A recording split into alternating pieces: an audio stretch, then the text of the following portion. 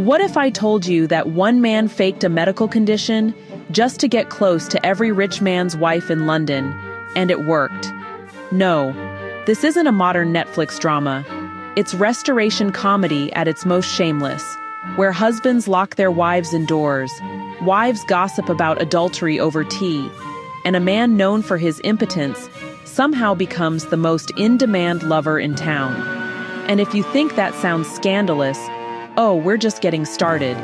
Because today's story is about lies, lust, jealousy, and more double meanings than an English literature exam.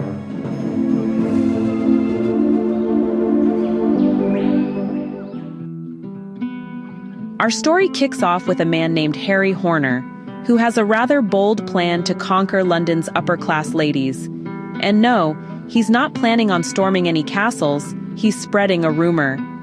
He tells the world that after a rather unfortunate encounter with venereal disease, he's now impotent. Yes, utterly, hopelessly incapable. It's a lie, of course, but it's a brilliant one. Because now that the entire city thinks he's harmless, husbands stop worrying about him being around their wives. And the wives? Well, now they can spend as much time as they want with Horner without anyone suspecting a thing, while still keeping their honor. Enter Sir Jasper Fidget and his wife, Lady Fidget. Sir Jasper is thrilled. He's found the perfect chaperone for his wife.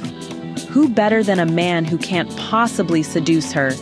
Lady Fidget, at first, is unimpressed, but Sir Jasper insists, and Horner's plan moves into motion. After the Fidgets leave, Horner is joined by his friends Frank Harcourt and Mr. Doralant, and the trio spend their time doing what restoration gentlemen do best: drinking, laughing, and mocking society's hypocrisies. Then along comes Mr. Sparkish, a self-proclaimed wit whose jokes are so painfully unfunny that Horner and his friends quickly send him on his way. Then we meet Jack Pinchwife, a man who's recently married and is now the walking definition of insecurity. Pinchwife hasn't heard the rumors about Horner's impotence, and he's deeply suspicious of him. In fact, he's suspicious of all men, and all women, especially his new wife. Meanwhile, Pinchwife's wife, Margery, is not loving married life. She's been locked indoors like a piece of expensive furniture and is desperate to see more of London. When she complains to her sister-in-law, Alethea, she mentions how much she enjoyed seeing the actors at the theater. This, of course, horrifies Pinchwife. He barges in and warns Margery to stay away from the wickedness of the city. He tells her that a licentious man saw her at the theater and fell in love with her. Instead of being frightened, Margery is delighted. Pinchwife, panicking, locks her away again. Elsewhere, Sparkish is proudly showing off his fiancée Alethea to Harcourt, which, in hindsight, is a terrible idea. Harcourt immediately falls in love with her and starts flirting right in front of Sparkish, who is too oblivious to realize what's happening. Alethea tries to get him to react, but Sparkish smugly insists that a true gentleman is above jealousy. Pinchwife is then visited by Lady Fidget, Dainty Fidget, and Mistress Squeamish, all eager to meet Margery. Pinchwife refuses, and the women discuss how poorly upper-class wives are treated, and how adultery isn't dishonorable so long as no one finds out. Horner arrives with Sir Jasper, who wants him to watch over the ladies. Lady Fidget initially refuses to spend time with a eunuch, but Sir Jasper bribes her with the promise of winning money off him at cards. When they're alone, Horner confides that he's not impotent at all. Lady Fidget is delighted, and the two agree to begin a secret affair. Margery and Alethea talk once more about Pinchwife's controlling nature. Pinchwife dreams of marrying off Alethea to Sparkish, and then dragging Margery back to the countryside. But Margery has other ideas. She wants to see more of London. Pinchwife reluctantly agrees, on one condition. He disguises Margery as a boy so she can walk around without attracting attention. It's a terrible plan. At the new exchange, Horner, Harcourt, and Doralant are chatting when Pinchwife arrives with Alethea and the disguised Margery. Horner instantly recognizes her and starts flirting, right in front of Pinchwife, who can't stop it without revealing the disguise. Harcourt continues his pursuit of Alethea, using Sparkish himself as cover. Alethea grows increasingly frustrated that Sparkish can't see the obvious. When Pinchwife looks away, Horner makes off with Margery. She returns later with arms full of gifts, and Pinchwife knows he's in trouble. Sir Jasper soon arrives to fetch Horner to Lady Fidget. Well now, Alethea's getting ready for her wedding, but her maid Lucy sure doesn't approve of the match. They get into a heated argument about honor, and whether Alethea should really marry a man she doesn't love. Alethea, bless her heart, admits that the only thing she finds attractive about Sparkish is his total lack of jealousy, which, honestly, is just tragic, because it's also his dumbest quality. Then, Sparkish and Harcourt show up, with Harcourt pretending to be his own brother, a parson no less, ready to perform the ceremony. Alethea tries to blow the whole scheme wide open, but Sparkish is just too oblivious to catch on. Meanwhile, Pinchwife is grilling Margery about her run-in with Horner. To keep her away from Horner in the future, he dictates a harsh rejection letter and forces Margery to write it. She does as she's told, but the moment his back is turned, she slyly swaps it for a love letter instead. Later on, Lady Fidget pays Horner a visit for their very first rendezvous. Sir Jasper barges in, but Lady Fidget quickly covers, claiming she was just checking if Horner was ticklish. When Jasper insists she go shopping for china, she says Horner's an expert, and, well, that kicks off a whole parade of not-so-subtle jokes about China as the two disappear for their secret affair. Mistress Squeamish shows up just a little too late and is pretty disappointed, but the hints about Horner's depletion make it clear what's really gone on.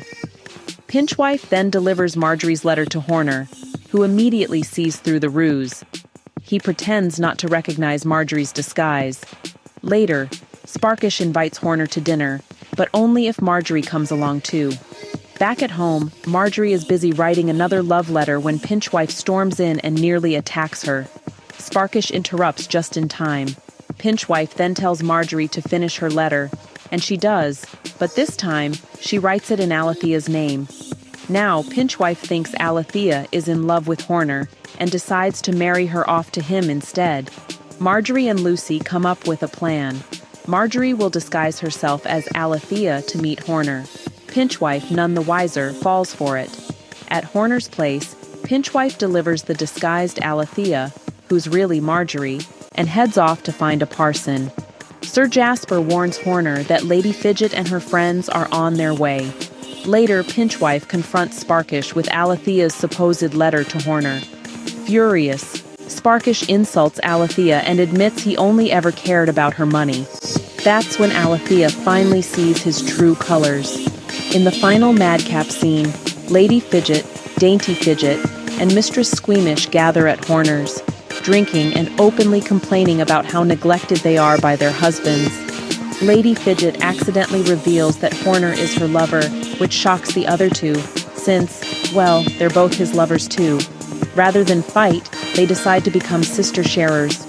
Horner scrambles to hide Margery before Pinchwife shows up, but she refuses. She wants to leave her husband for Horner. When everyone else arrives, Pinchwife demands Horner testify that Alethea visited. Horner lies to protect Margery. Alethea is outraged, but Harcourt believes her and pledges his love. Margery bursts in and suggests she should marry Horner instead.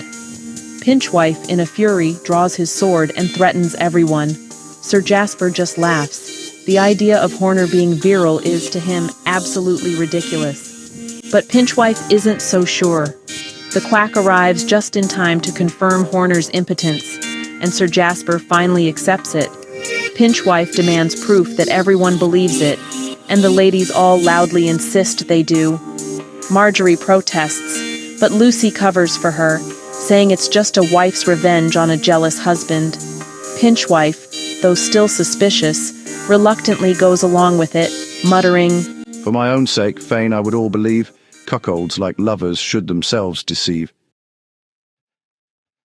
And there you have it, one of the most scandalous comedies ever written, The Country Wife by William Wycherley. When it was first performed in 1675, The Country Wife scandalized audiences, and honestly, it still does. It's a comedy that isn't shy about its themes: sexual hypocrisy, female desire, marriage, jealousy, and, well, the absurdity of reputation. At the heart of it is Horner's deception, a lie that society needs to believe in order to function. Everyone wants to believe he's impotent because it allows them to maintain their illusions. Husbands feel safe, wives feel justified, and the upper class continues to preach virtue while indulging in vice. It's a biting satire of a society obsessed with appearances. Pinchwife and Margery represent another layer of this hypocrisy. Pinchwife's paranoia and control are exactly what push Margery toward rebellion. His attempts to protect his honor only ensure he loses it. Margery, on the other hand, is refreshingly honest. She desires, she flirts, and she speaks her mind. In many ways, she's the most authentic character in the play. Then there's Sparkish, a caricature of the town wit. He believes jealousy is beneath him, but his blindness to Harcourt's advances makes him the play's biggest fool. His relationship with Alethea shows how intelligence and status can often hide stupidity and selfishness. Wycherley also uses language to brilliant comedic effect. The infamous China scene, full of double meanings and innuendos, is one of the most daring moments in Restoration theater. What's hilarious is how far characters will go to not say what they mean, even when everyone knows exactly what's happening. And perhaps the most cynical point of all is the ending. Horner gets away with everything. No one is truly punished, and the only lesson learned is that people will believe whatever lie protects their pride. It's a world where truth is less important than appearances, a world not too different from our own. William Wycherley, who lived from 1641 to 1716, was one of the key playwrights of the English Restoration period. Born into a royalist family, he spent time in France and was heavily influenced by Molière's comedies. The Country Wife is his most famous work, known for its fearless portrayal of sexual politics and its sharp critique of 17th century morality. While his plays initially scandalized audiences, they also captured the spirit of the Restoration, a time of excess, wit, and rebellion against Puritan restraint. Today, The Country Wife stands as a cornerstone of English comedy and a timeless exploration of hypocrisy, desire, and the lies people tell themselves. The Country Wife is outrageous, witty, and wickedly clever, a play that makes fun of the very society it entertains.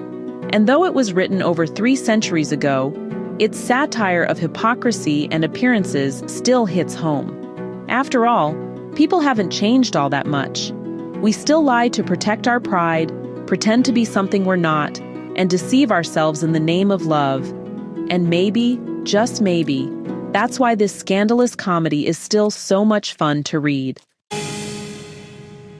For my own sake, fain I would all believe, cuckolds like lovers should themselves deceive. Hey, thanks so much for hanging out with me today. If you're interested in diving deeper into this book, I've left some links down in the description. You can use it to grab yourself a copy and keep the adventure going. And if you're in the mood for more great reads, don't go just yet. Click on one of the videos popping up right now that I think you'll love. And don't forget to give this review a like, leave a comment, or even subscribe if you'd like to see more. Every bit of support helps us grow this little community of book lovers. See you in the next one.